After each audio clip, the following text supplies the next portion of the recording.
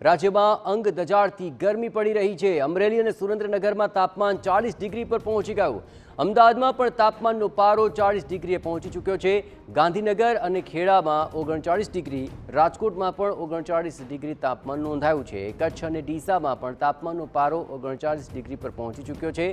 આ ગરમીને પગલે રાજકોટ શહેરના રસ્તાઓ સુમસામ બની ચૂક્યા છે। રાજકોટ છેલ્લા 48 કલાકમાં 44 લોકોને હીટવેવની અસર થઈ છે। રાજકોટમાં 108ની ટીમ સતત ખડે પગે તૈનાત છે। આરોગ્ય વિભાગ દ્વારા લોકોને સાવચેત રહેવા માટે અપીલ કરાય છે। બિનજરૂરી ઘરની બહાર ન નીકળવા માટે પણ અપીલ કરવામાં આવી।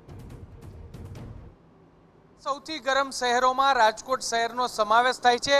રાજકોટ શહેરમાં આજે મહત્તમ તાપમાન 38 ડિગ્રી સુધી પહોંચ્યું છે અને તેની સીધી જ અસર છે તે જનજીવન પર જોવા મળી છે। આપને હું દ્રશ્યો બતાવવા માંગીશ કે રાજકોટના રેસકોર્સ ખાતેના દ્રશ્યો છે અને દ્રશ્ય પરથી જ આપ જોઈ શકો છો કે એક પ્રકારે કર્ફ્યુ જેવો માહોલ છે તે જોવા મળી રહ્યો છે। રસ્તા પર વાહનોની ખૂબ જ પાકી હાજરી છે તે જોવા મળી રહી છે। જે રીતે ગરમીનો પારો છે તે સતત વધી રહ્યો છે તેને કારણે લોકોના જનજીવન પર અસર પડી રહી છે। જે પણ લોકો ઘરની બહાર નીકળી રહ્યા છે તેઓ પોતાના શરીરનું અંગ ઢંકાય તે રીતે ઘરની બહાર છે તે નીકળી રહ્યા છે।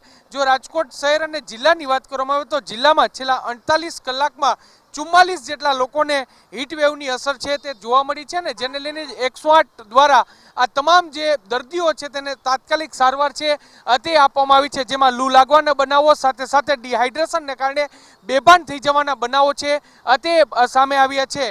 હવામાન વિભાગે રાજકોટ શહેરમાં અત્યારે યલો એલર્ટ આપવામાં આવ્યું છે જેને લઈને જ લોકોએ સાવચેત રહેવું ખૂબ જ જરૂરી છે। રાજકોટ મહાનગરપાલિકાના આરોગ્ય વિભાગ દ્વારા પણ લોકોને બિનજરૂરી બપોરના સમયે ઘરની બહાર ન નીકળવા માટેની સલાહ છે તે આપવામાં આવી છે। જો ઘરની બહાર નીકળવામાં આવે તો ડિહાઇડ્રેશન ન થાય તે માટે પૂરતા પ્રમાણમાં પ્રવાહીનો ઉપયોગ કરવા માટેની પણ સલાહ છે તે આપવામાં આવી છે। ખાસ કરીને બપોરના 1 વાગ્યાથી લઈ અને બપોરના 4 વાગ્યા સુધી બિનજરૂરી ઘરની બહાર ન નીકળવાની પણ હવામાન વિભાગ છે તેમના દ્વારા અપીલ કરવામાં આવી છે।